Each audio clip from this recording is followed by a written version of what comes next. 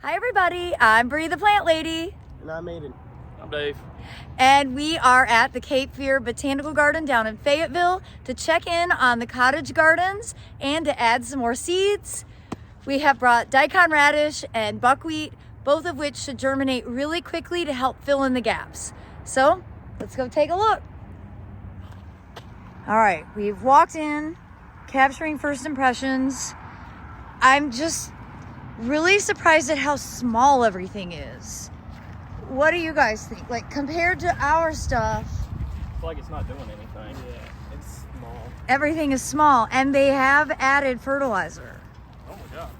So that's not making me feel great.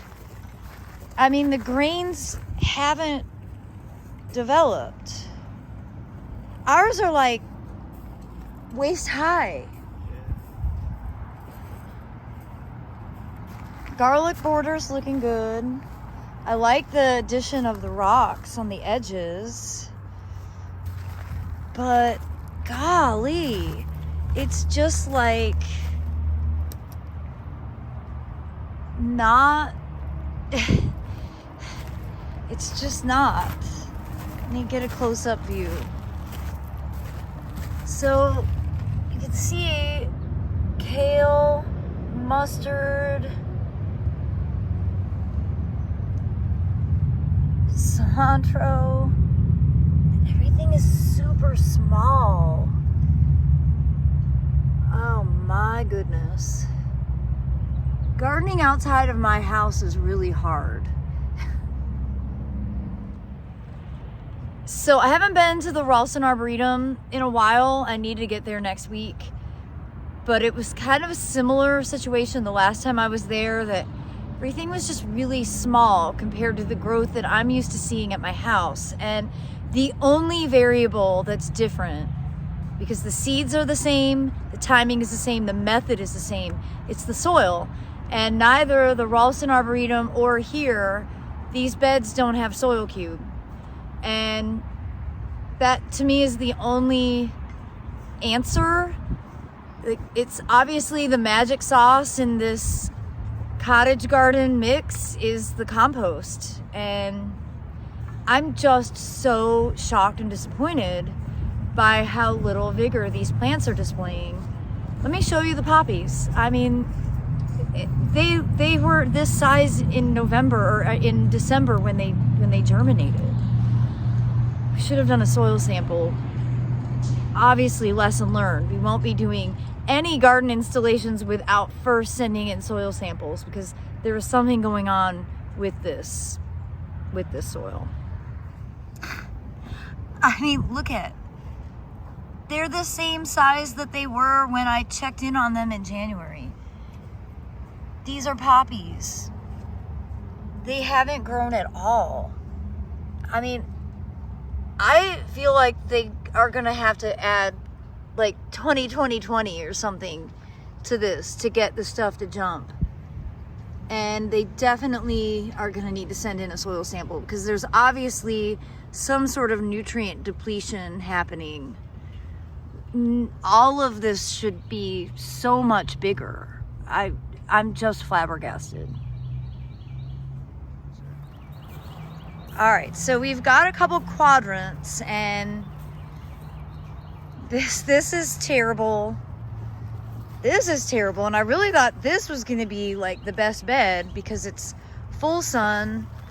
But I mean, you can see we filled this with millions of seeds. Like, we were really heavy-handed about getting this seeded. And it is just nothing. And at least here you can see the clumps, but again, they aren't growing like they are at my house. And I mean, I'm just not seeing, when this first germinated, it was full of poppies, like an outrageous amount of poppies. I don't even see any anymore. Oh, this is so disappointing. Oh my gosh. So the funny thing is, we get over to this side. This is the side I thought wasn't gonna do well. the beds look a million times better. So there's something going on between this looks like it should. So we've got kale, we have bachelor buttons, we've got poppies that look like the size they should be. We've got California poppies. We've got clumps of greens that are growing well. We've got corn poppies. We've got all that lettuce over there on the edge. This bed looks great. And I really thought this bed was going to be the worst bed. So, and now I'm totally shocked by how well this bed's doing, which was the shadiest bed. And this is filled in perfectly. It's just like it's blowing my mind at how this side is doing so well and over there is completely failing. So I think we may have to rethink over there. We might need to come up with a plant palette that gets transplanted in to fill in those gaps to make it look like something. And I'm really glad to see over here is doing well. We've got daikon radish that's already starting to bolt. We've got a nice mix of different kinds of mustard, a good mix with the kale. We've got lupins that are growing really well. And this bed was like in standing water early in the season. And it has the best ground plane coverage now. So, well, consider my mind to be a little bit blown. All right, so Aiden's tossing out some buckwheat in these really lackluster beds. I really think that to get to the bottom of this, we have to start with a soil sample. Got to send it in, figure out what's going on. There is definitely something anaerobic about the soil in these two beds. And it doesn't totally make sense, but I'm just guessing until we get the soil sample results back. My instinct is to say we need to probably put out a fast acting fertilizer, something like 10-10-10. But I'd rather send in soil samples and really understand what we're working with. But there's something up. There's something up, and I don't know. Like, I'm just gonna get my hand in here and, well, yeah, it's not like the soil at my house. Let me get my digger tool. All right, so, well, I mean, we did just get rain, but it is soggy. And the thing is, this grit mixed in wouldn't necessarily be bad because that would help with drainage, but it is really gritty, but it is so saturated. And I don't totally know. I'm just so disappointed right now. I really thought that it was gonna look so much better. And I mean, look where I'm digging.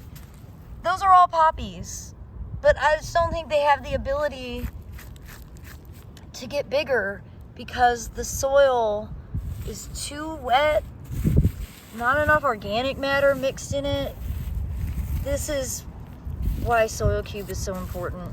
I really can't do these projects without it. Well, it's a good lesson to learn.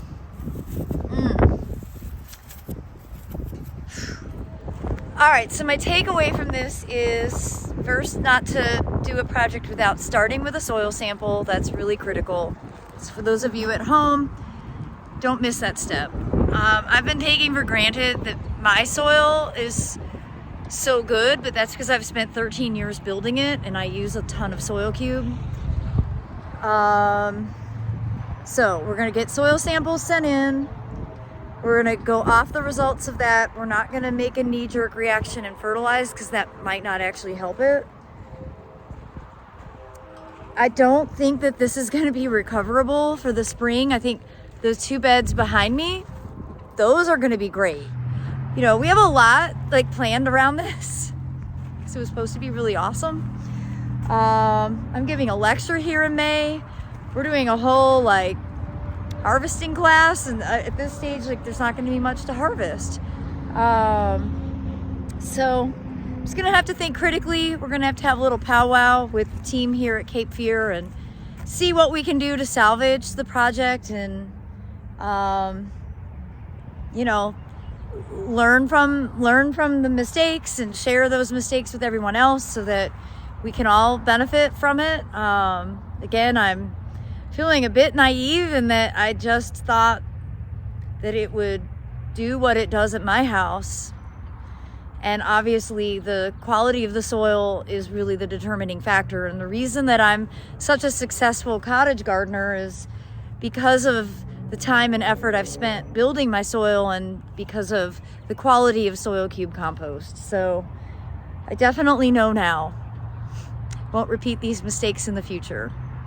So I do hope this video will be useful for you. If your gardens are looking this way, you might want to also go ahead and send in a soil sample to your state extension, and once we get that information, we'll make a video showing you how to understand the analysis and how to break it down into layman's terms, because what they send you isn't always all that user-friendly, but it's definitely a necessary step if your cottage garden is looking like this.